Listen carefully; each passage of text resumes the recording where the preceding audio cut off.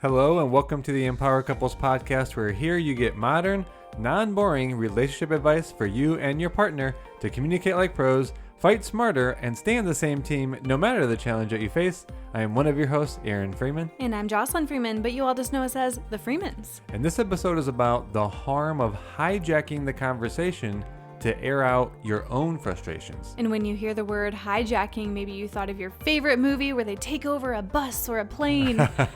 Something that happens forcefully to thwart the initial intention of whatever it was. Exactly. And we've heard this several times, 3, 4, we took note of it. Like whenever I'm hearing these themes in sessions, I'll write them down on my notepad because Aaron always sends the notes to couples. And we kept hearing this over and over again. And Aaron, do you want to kind of paint the picture of what couples describe? Yeah, it was really interesting how much we heard this on the sessions. And so it must be happening out there. So we needed to talk about this dynamic, this pattern where one partner brings up an upset that they have. Mm-hmm. And it could be, a negative emotion, an experience they're having, a disappointment, some frustration. So they bring that up, and then the other listens for roughly 15 to 20 seconds and then just dumps out all of their frustrations or compares, shares where they have disappointments and upsets.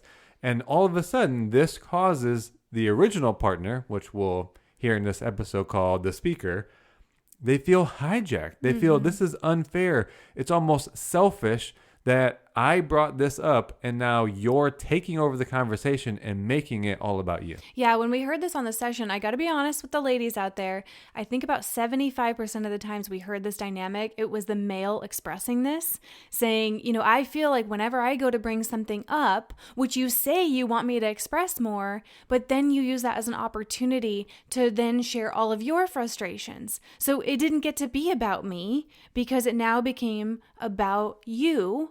And yeah, it's like you took over the conversation. So we're going to be sharing some ways this creates harm in the partnership and what to do instead. But we know that a lot of you are going to be listening and it's going to be providing for you this awareness.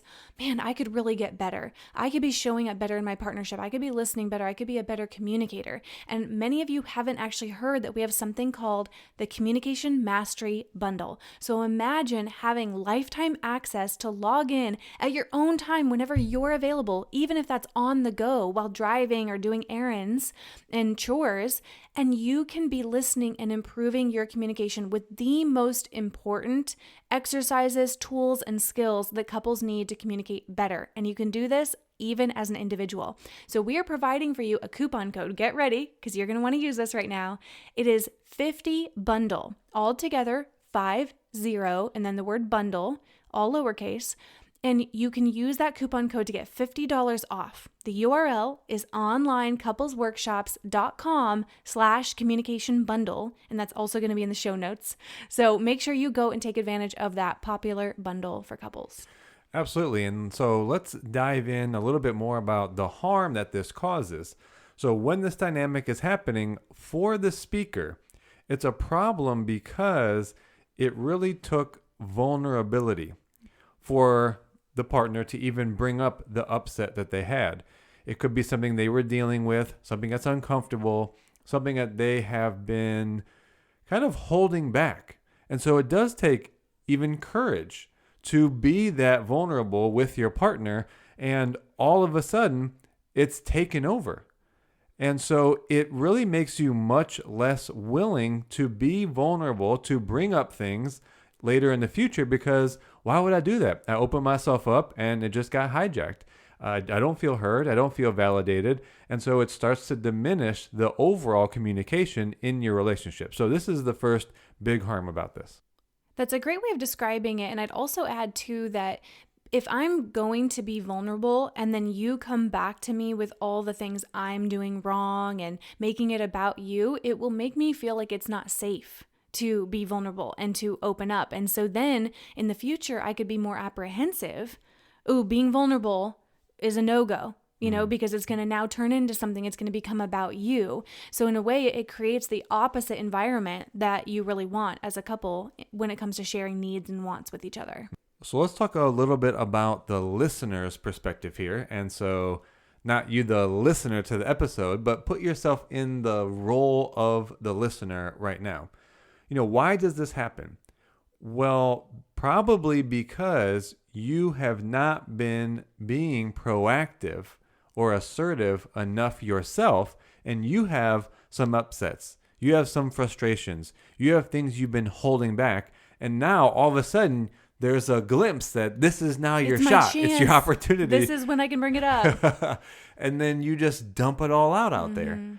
And this is just the wrong time. This is your partner's opportunity. It is not your time to dump out all your frustrations. This was not the light turning green and you now get to go. It is kind of, in a way, a selfish thing, but because it is coming from your own holding back, your own withholding.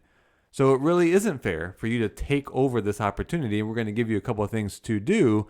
But again, this is not the time to hijack and take over the conversation, because in a sense, you are making it about you. A common mistake that comes to mind in that moment is a lot of if statements. Well, I only do this because you do this. It's like conditional. My actions are just because you ...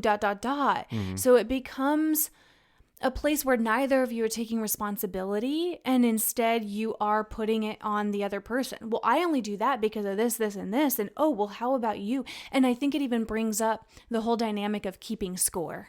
And then I think it's a really kind of moment of becoming aware that, wow, we are actually kind of holding these little things against each other, not bringing them up. And then this was all of a sudden the trigger where we're going to air out all of these places that we're kind of keeping score with each other. Yeah, it's a lot like the web class we did on the battle of fairness. And this is probably a key pattern that happens to feel like you put yourself into this fairness battle where, well, I don't keep score until I bring the scorecard out. Right. So let me give two things for the listener to do in these particular moments. Let this be the opportunity that you realize that, yes, because of the thoughts I'm having, the impulse for me to start dumping all my frustrations out, okay, I do need to be more assertive and more proactive in the future. So let that be a thought you have. Keep yourself from the impulse of acting and hijacking the conversation, and then have it be their time.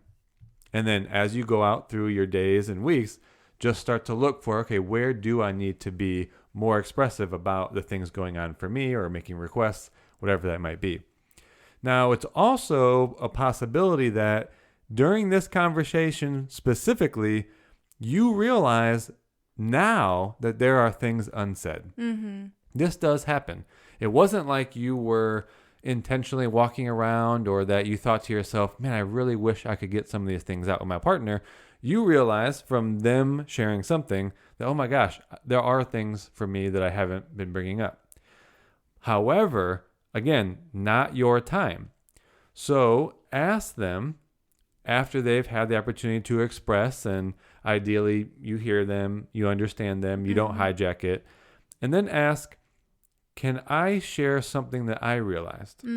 Or would you prefer I do it later too? Well, that's my next point. So warning on that first one, they may still be in a vulnerable place. They might be in a place that they have emotion going. Maybe they're not repaired about something. You're in the process of repair from this conversation. However, just as a warning, saying, hey, can I now share something with you? Even if they say yes, we want you to be very aware to tread lightly and really notice the state that they're in. Because then, to your second point, they might not be in a place of receptivity. So what you could say is, hey, I did realize something, and I'd like to have a conversation later about what I realized. Then for you, be responsible for setting up that time, and then you're going to have to be the one to initiate that conversation. Yeah, I really love the points that you're emphasizing around assertiveness, and a big way to prevent this kind of sudden airing out everything, dumping it out all on each other, is to really catch things and discuss them when they're seeds, not weeds. That's a phrase we've been using more and more, and want you to remember that. How can I bring this up to my partner when it's a seed, not a weed? Don't hold them in, let's not have an argument. And so number one, I love your emphasis on assertiveness. And then the second thing being, is this the right time for me to bring it up? We have to ask ourselves, I know that maybe what they're saying is bringing up emotion for me, and maybe I want to kind of get back at them a little bit and be like, oh yeah, well, you're not so great yourself, You just see Jocelyn's face. And I've got this almost like invisible little sword, and it's like, oh, you're telling me these things? Well, let me tell you, you're not all that great too, right? That can sometimes get triggered. And instead of that, it's like, is this the right time? Or if I say I want my partner to open up to me more often and be more vulnerable, then I need to let it be just about them sometimes, and kind of have that ability to discern if this is the moment to say it or not. So I love those points. And then one more little disclaimer for me. You can see that in this pattern, it's more reserved partners that are holding it back and then using this opportunity. So why do I mention that? Because if you're already falling into the more reserved, then notice the trap for yourself if you say, hey, I realize there is something I'd like to talk about later in the future.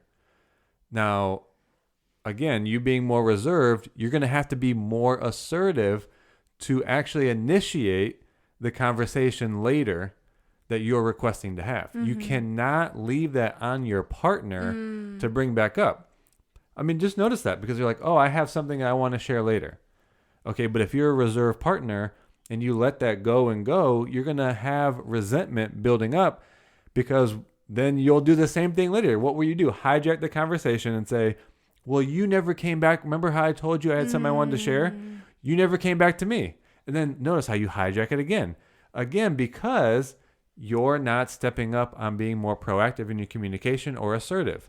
So just a little disclaimer. If you're going to say, hey, I need to talk about this later, I realize something, you're going to have to be more assertive in a sense to get that complete for yourself. Absolutely. So I love this point. I hope that everyone is taking away. Don't hijack the conversation. Make sure that you're each giving each other the time and space to be understood, to have it be about them, and discuss things when they're seeds, not weeds. Don't wait until all of a sudden you find this place to kind of share a bunch of frustration with each other that you've been holding in. This is a big way to prevent resentment and those big arguments that get escalated. So we hope that this episode was helpful. It's Thanksgiving week, so let's make sure we're listening to each other and sharing gratitude and love and making sure that we each feel understood. So with that, we love you all. We hope you enjoyed this episode. Make sure you take advantage of the Communication Mastery Bundle with that coupon code 50BUNDLE, and the URL is in the show notes. And with that, we love you all, and we'll talk to you on the next episode.